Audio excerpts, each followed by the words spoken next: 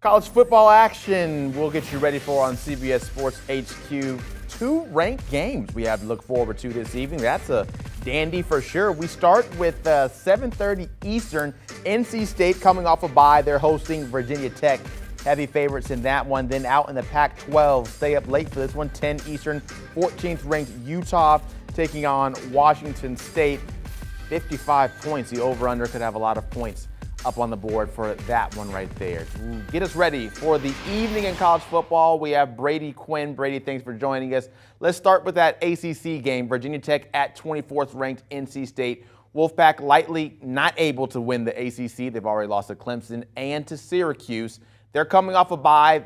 Potentially will look a lot different tonight because their starting QB and preseason player of the year, Devin Leary, is out for the season with an injury. So we insert Jack Chambers under center. He's the starter now. What can we expect to see with Chambers now as the QB? Well, hopefully some improved play based on the last time he was out, where he just kind of looked unprepared, in particular, and out of sync in the passing game. But he is able to run the football a bit. You go back to their last matchup. He factored into the equation, running the ball about 20 times for almost 60 yards in that loss versus Syracuse. So he is capable of running. It's just, passing game, which, by the way, it's not just on him. It's been a work in progress the entire season. This NC State has not been what they were a year ago, even when Devin Leary was there. So, bottom line is I think Jack Chambers will be improved.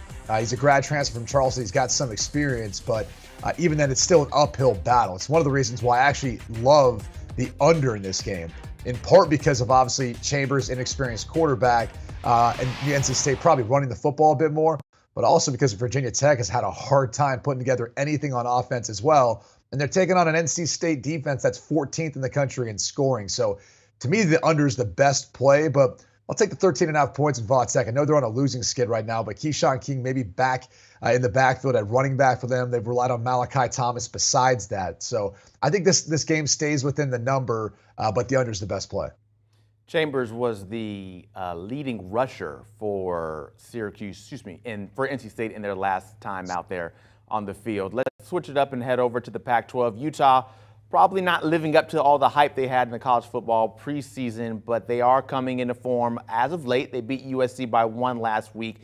Cam Rising, 15 touchdowns with 3 interceptions. What are you seeing from him as we progress in the season?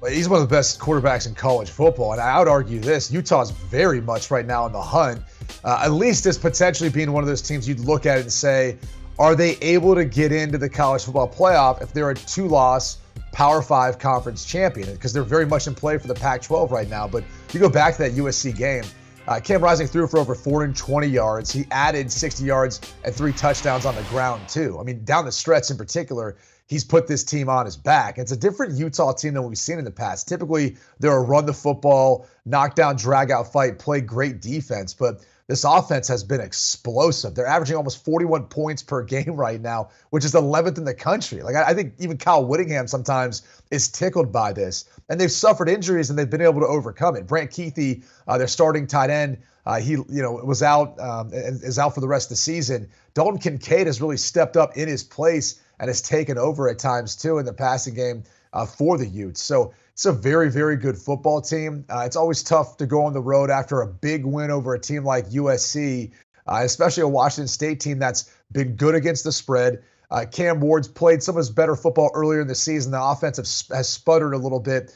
They've lost 3 of their last 4 for Washington State, but this one's going to be close. This is one that I'm going to lay the points with Utah because I feel like they're building momentum potentially for a Pac-12 title. I don't feel great about it. I think the over is the better play in this one. I think you'll see scoring from both sides. Utah, of course, in that one favored by 7. He is Brady Quinn. Thank you. We have 2 great games in college football for everyone to watch, 2 ranked games at that. The Cover 3 podcast can always keep you covered with everything college football that you need to see. This newest episode, they're answering questions on Oklahoma, Notre Dame, Ohio State, and more, including over at Texas A&M. They have some suspensions. Jimbo Fisher, what's going on with his team over there? That's the Cover 3 podcast. Subscribe and like wherever you get them. Do you want a sports network that delivers everything that matters about the game? The highlights, the picks, the instant analysis, no yelling, no fake debates, no politics. Hit the subscribe button and never miss a moment.